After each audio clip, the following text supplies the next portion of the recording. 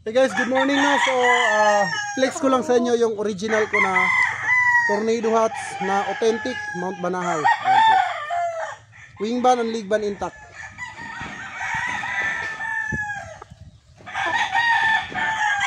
Ngayon guys, ay ipapasilip ko naman sa inyo yung anak nito na available. So, running 6 months yung anak nito at ang release natin ay Trayo.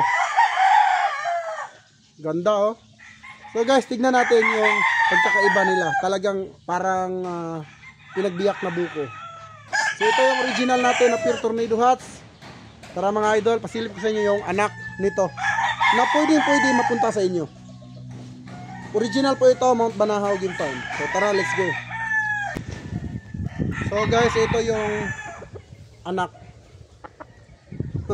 Diba? Tingnan nyo guys, wala talagang pinagkaiba.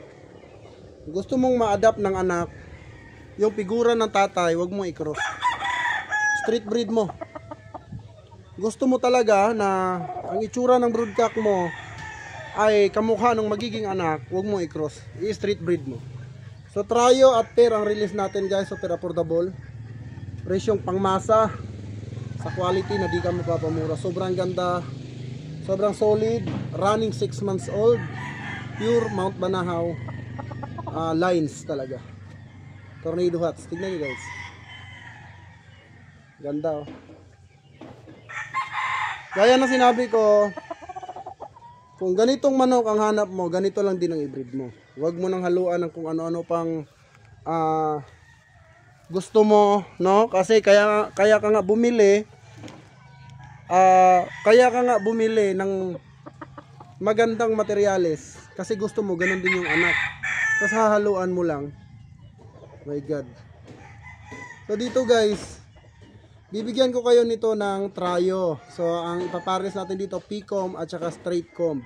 So ito, pwede nyo nang magamit this coming national breeding. So national, pwede na po silang gamitin. So ayan guys, oh, ready to release na po yung ating pure Tornado Hats. Limited lang po ito. Release ko dito, dalawa lang na broodstag, then 4 na pullet. Pair or Trayo. Kung Trayo may discount, wag naman sumagad, okay? Kung manghihingi ng discount, wag sumagad, dahil gaya nga na sinabi ko, hindi ko talaga to ibibenta pag hindi masusunod yung price ko, kasi ako nag-alaga, ako nag-breed, ako gumastos, ako ang may-ari. So ang presyo ko ay pangmasa para sa mga backyard breeders na gusto mag-improve ng kanilang bloodlines. Kasi ito guys, kung bibili nyo po ito sa Mount Banahaw, kasi ito parang ito na rin kasi yung original, kasi wala silang halo. So Mount Banahaw is street breed, para na rin kayong bumili ng Mount Banahaw sa murang halaga.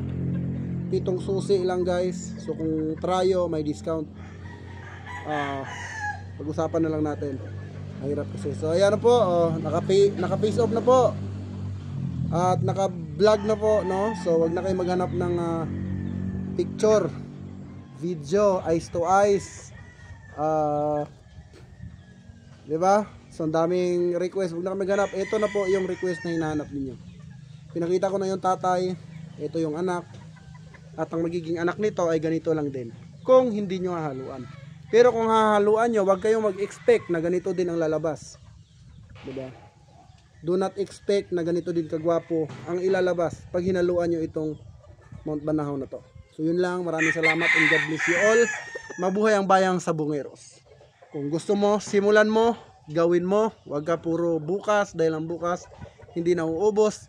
Wag mong intayin na mag-expired ka na or nakahiga ka na bago ka gumalaw. Gumalaw ka ngayon, mas maganda, may enjoy mo ang life. Ang buhay natin, isa lang.